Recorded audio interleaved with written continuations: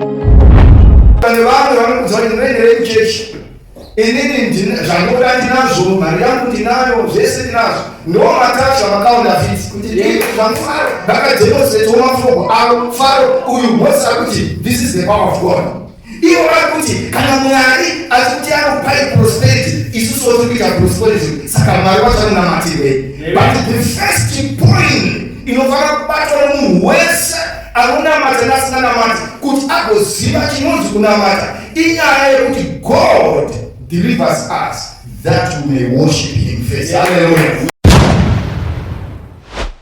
Destiny yedu yakatotakura the promises dzamwari, but chinoitika ndechekuti vanhu vanotsvaga the promises kudarika kutsvaga Mwari wezvirimbiso. So Mwari aida kuti vana vaIsraeri vabude vanomunamata vagomushumira. Kana vamushumira, then as they be worshiping God, the prosperity was in their obedience in worshiping God. Matthew chapter 6 verse 33. Would seek ye first the kingdom of God, and all these things shall be added unto you.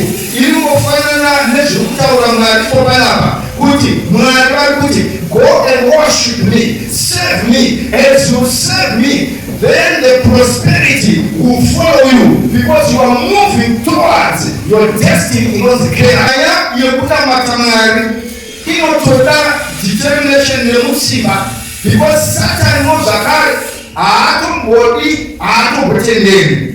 Tikaona chakaitwa vana vaIsraeri kwakuri kuopreswa, kudzvinyirirwa physically, emotionally, even spiritually, because vanga kunamata Mwari wavo zvakasununga. 2, vanga kuzviexpressa. 3, vanga vakaiswa muurombo nokuda kwafaro aivashandisa. Now when God delivers us, vachitifanisa towards our destiny, Satan haadi anotiomesa musoro. Saka zvinotora chitsimba ndopanouya spiritual warfare. Ndosaka muchiona zvisiri nyore even kuti uzvikomite zvakazira kunamata. Unotofana kurwa with your flesh, unotofana kurwa nemacircumstances kuti I will go. Saka Mwari vakazosvika pavakashandisa his power to demonstrate kuti varatidze vharo kuti vanhu ava vakasunga vanofana kuenda.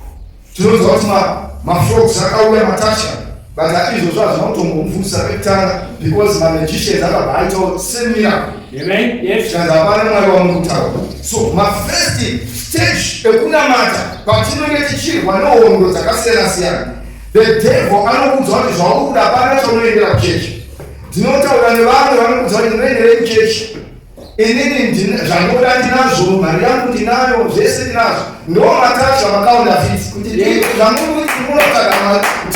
tinazvo kuno. Vanhu vanokavana kuziva kuti it's not an issue yekuti nokuti zvatinowana kunyika kana tichizvishamira kana tichizvisenzera kana tichini zvinowanika munhu asina kunamata. Full stop. Ndosaka vari kuuya word yekuti worship. Tikasakorekta ipapa ndosaka muchiona kuti vanhu vanobudirira nevakabudirira vamwe vasina kunamata Mwari vanopa mareason ematacha, ndinomati frog reasons. Because vanodemonstratwa naSatan. Vakaunda vhiti kuti kana kuchechi imuchiti munowana vana kunamata, isusu hatitomboiwana tisina kunamata. The magicians of Pharaoh vakademonstrate mafrogo avo Pharaoh uyu mose kuti this is the power of God. Ivo vari kuti kana Mwari achikuti anopai prosperity, isusu tiri kuita prosperity, saka Mwari vachanonamatirei. But the first point inofanira kubatwa nemunhu wese anonamata neasina namata kuti agoziva chinonzi kunamata inyaya yekuti God delivers us that we may worship him first. Hallelujah. Prosperity toripo. Prosperity yakatotaurwa as a promise. God vakatopackage kuti ndinokupai. Mwari vanotoziva kuti even the devil can also do counter prosperity. Mwari ari kuti ini ndiri kusunungurai kuti muende to the promised land. It was a prophetic word. Rakanga radeclarewa rikataurwa kuna Moses zviri clear. Akupa emphasis yekuti iwe Satan as Pharaoh represents the devil. Vanhu ava vanofanira kunonamata Mwari wavo. Izvozvo ndo zvaifanira kuketchwa futi navana vaIsraeri kuti kana tanomunamata ipapo Hallelujah. As you continue to worship God, there's a time when the devil cannot counter the power negative manifest in your life. Hallelujah. At the time he cannot match with God. Papa ndobalifana kuzikanwa nevana vamani, ndobalifana kuzikanwa nenyika kuti when we say we are worshiping God, hatisi kunamata nekuti tinoda zvinhu chete, uye hatisi kunamata tichiti hatidi zvinhu nokuti Mwari timaramulopafadza. Hallelujah. Asi problem ndeyekuti the devil anopa mafoko answers kuti vanhu vasanamata Mwari, ma-counterfeits, ma-counter promises. But as we continue to worship God, tichaona kuti kwatiri kuenda is far much better than what the devil wants us. Vakanzi endai zvenyu munodini, munosacrifice mari wenyu, but muno. Yes. Haana kuti kudai, akati chiendai zvenyu asi rambai muri muno. Language iyoyo is a language yaSatan inoita kuti vanhu vanogona kunzi endai zvenyu munonamata, asi ngatirambe tiri tese muno. Ngatirambe tichirarama zvakangofanana, ngatirambe muchiita zvandinoda, ngaramba uri muteritori mangu. Saka when the devil allows you to worship, pamwe pacho unofanira kucheka kuti ndabuda here zvachese. Ndosaka muri kuona message dzimwe dzakuparidza dzakasunga vanhu. Vanhu vanoti tinonamata Mwari, havasati vabuda muzvinhu zvavo, havasati vabuda mukunamata zvimwari zvavo. Vakunzi nadevil, namata henyu Mwari wenyu, but continue to practice zvimwe zvatinotenda. Ndosaka vachizoita nedzinyavo, ndosaka vachizoita nechonjavo, ndosaka vachizoita nemiteravo, ndosaka vachizoita nefozha nedororano. Vakunzi namatai, but rambai muri muno. Uri kunzi namata, but ramba zvako uchinyengeranyengera, ramba uri muchivi, kucheti usagorega kuenda enda, asi ngatirambe tiri tese. Izvozvo izvo haugoni kusvika kuKenani. Hallelujah. Amen. So tiri kuti mahindrance anoiswa naSatani anotadzisa vanhu kuti vasvike to their promised place. Ndiwai unotanga waita mutsimba, ndosamuchiona kuti ukada kunamata kwaunotanga Satani vazokuregedza kuti auya kuenda kucheka kunamata, but anazorora. Anopeka sure kuti adzosa mahabits akurwisa, akuita kuti urambe chete uri pati yake. But ndinofanira kuramba ndakamira ndichirwisana naye, ndichiramba ndichita stand my ground that I must go and worship my God, not here. Pharaoh akaudzwa naMoses kuti aiwa, you are going a 3 days journey. Hatisi kuzoitira zvibayiro zvedu munyika yeIjipiti. Hatisi kuzonamata Mwari takafanana nemufananidzo wenyika. Hatisi kuzopa image yenyika, tinofanira kupa image yaMwari. We are going out, not in this land. Zinosaka mugona gospel rukunzwa mazuvano riri kuda kuti vanhu vanamate, asi varambe vachipagadzira zvisingatenderwi nesoko raMwari. Ndiyo nyaya iyi. Ndifaro, ndiSatani, remain. Kunamata kunomborambidzwa here. Asi yakangoti izvi zvakanzi zviri wrong ndiani?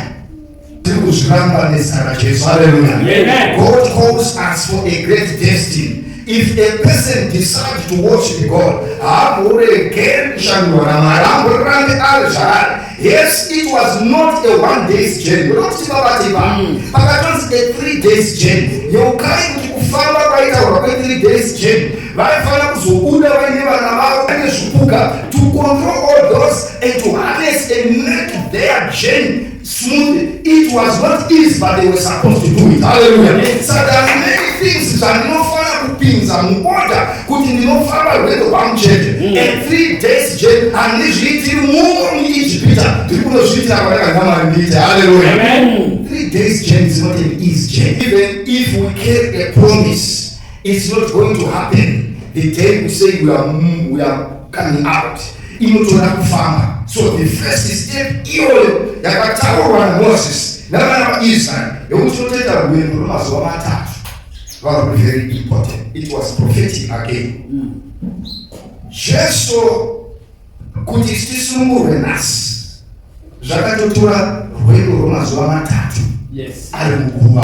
It was not easy. Aifanira kutongoverwa pamuchinjikwa, aroverwa ikoko kumwedzi unofanira kuenda pamuchinjikwa baba kana zvichibvira ngombe vamvuri akatarisana ne3 days journey yepamuchinjikwa kuenda kuti aipinde zvanga zviri zvidiki yakairipei kwanga kurwadziwa, but because kusekwa kune glory aifanira kutofamba rwemwoyo. We were supposed to die. Hallelujah. Akafa ndokumubera mguva, but Mwari vakamupa glory, vakamusumudza vakamupa kubwinya kwakapfuura kwanga ainako. Izvozvo ndosidavino maKristu kuti mutende sacrifice your flesh, commit to your God. No pain, Mama Master. If we want to see God-given power in our lives, we must sacrifice our life in worshiping God. Hallelujah. Amen. We must sacrifice our desire and say we are going to move. We must sacrifice even the pain.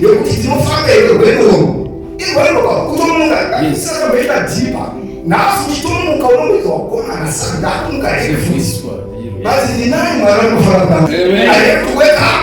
Because Mwari unombomuka njira ubasa wangu ndokuti Mwari wacho ndio wanoita usinde nasi. No, this is a journey that I must walk. It is a painful journey home, but I have to walk. Hallelujah.